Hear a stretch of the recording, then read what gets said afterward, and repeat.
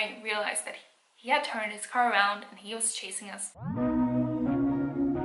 Hey guys, welcome back to my channel. Today I'm doing a storytime video about the time when me and a friend were almost possibly kidnapped. This is one of the scariest things that I've ever experienced. I might get a bit emotional in this video. So, this was a summer night, like 8 years ago. I was about 12 and me and my best friend at the time were just outdoors playing around and taking photos and just listening to loud music and just having a blast, really. Both of our parents are really chill. Like, they usually let us do whatever we wanted. We used to sleep, like camp on my trampoline. Behind my house there was this big soccer field. So we used to go out there like in the night because no one could hear us, no one could see us, and we thought it was fun. And this was a really hot summer night, so we were dressed in like these really short dresses. So then we got the brilliant idea of going to get some candy and just like explore. Our houses were like on a hill, and next to this hill was a big road. Between the hill and the road there was like this really sparse and thin forest, kind of. So like from the soccer field in front of my house you couldn't see the road and vice versa. So we went through this forest and onto the road. It's pretty deserted, like where I live, at night. And like there was maybe one car or two passing us. There's like this tunnel like under this road, so it's basically like a bridge that you cross to get to this gas station that, by the way, closes like at 10 p.m. or something, and we didn't know, so it wasn't even open. But yeah, so then this car came along. We were walking on the road where cars come towards us, so we would see them, like we wouldn't get run over from behind.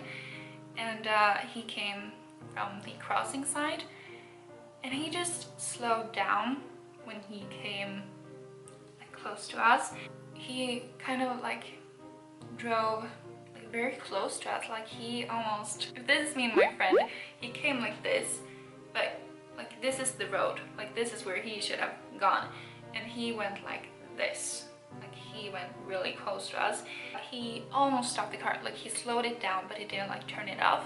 But he stopped the car next to us and he said something, and I don't really exactly remember what he said, but he said something about what we were wearing. My like fight and flight response kicked in, like really kicked in.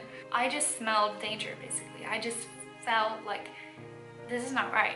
Like, a grown man should not stop a car by any means, like for no reason, to talk to two 11 and 12-year-old girls in the middle of the night. Like, that is not okay. Like, it doesn't matter if he was asking like where the gas station was or something. Like, you don't do that. You don't do that, like especially in the world we live in. So but anyways, he said something about what we were wearing, and he rolled down his window and asked us, or like he didn't ask us. I think he said like you shouldn't be wearing that, or like isn't that dress a little short, like something like that. He said something really creepy, but I have like I've blocked out this memory. He stopped the car and I just felt like there was something wrong. So I turned around and started running. Like, that was my initial response. Like, this man, he looked creepy. He was creepy. He said something creepy, and my response was to run. So I did. And I said to my friend, let's call her E, I told her, like, run.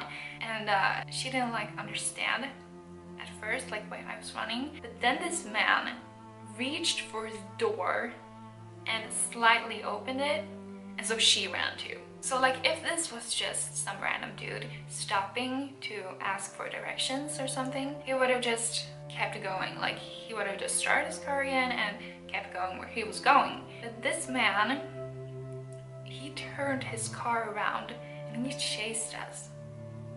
Like, remember, I was 12 years old, like I'm tearing up. That is so creepy. I look back because I heard that he dropped something. And she dropped her shoe because we were wearing like these Crocs. And, like, it takes a while to like turn around, so we got a head start. And I was just heading for that forest. I was just running for my life, straight for this forest. And she was running behind me. I saw like the headlights shining like my way, and I realized that he had turned his car around and he was chasing us.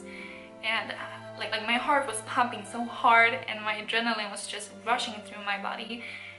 And I just remember like piercing these woods, like just flying through them, running to the soccer field. Like when I reached the soccer goals, that's when I looked back. And I looked back to the forest and I just waited. I just waited for E to come running, and it felt like forever, but eventually I saw her head and like I couldn't breathe. Like I was choked up, like And then the creepiest thing is that this man once again stopped his car. And he stood there, like I could see the taillights of the car. So me and E were just standing on the soccer field. Like, I don't know why we didn't run home immediately. I think we wanted to see what he would do. Like if he would actually go through that forest and like look for us. But he didn't. And we just stood there like in the soccer goal, like leaning, and like we couldn't breathe. We just stared at this car like through the forest. And then we heard the engine going on. We saw the car turning again, which means that he wasn't actually going the way we were running. He was chasing us, and I don't know why. He could have been some pedophile kidnapper. I have no clue. Like, it's so creepy because I obviously never saw this guy again, and thankfully I never figured it out, and I never will know what he was thinking. And I'm just so grateful that I never found out, and that I will never meet this man again. So anyways, when he left, me and E were just standing there. Like, we were cold, like we were sweating, and we were like just choked up. We couldn't speak, we couldn't do anything. But we snuck back into my house. We went into the bathroom, and I don't remember if she did, but I threw up. And I never throw up. I was so shaken, and we just cried. Like, we bawled our eyes out, like we're talking waterfalls. I don't think either of us actually told our parents because we thought they would be mad at us for like going on an adventure or whatever we were doing. So yeah, that's the time when I was almost possibly kidnapped or worse. And yeah, I'm thankful that I have my fight or flight response, because he could have grabbed either of us. And like, fighting off a big man when you're 12 years old, yeah, like there are so many cases of kidnappings or child molestation or rape or murder or things like that, and I'm just so thankful that nothing bad happened that night, that I was fortunate enough to actually come home to my family again, because so many kids are not given that. That just makes me so sad. Oh my god. But anyways, thank you so much for watching this video. It really means a lot to me.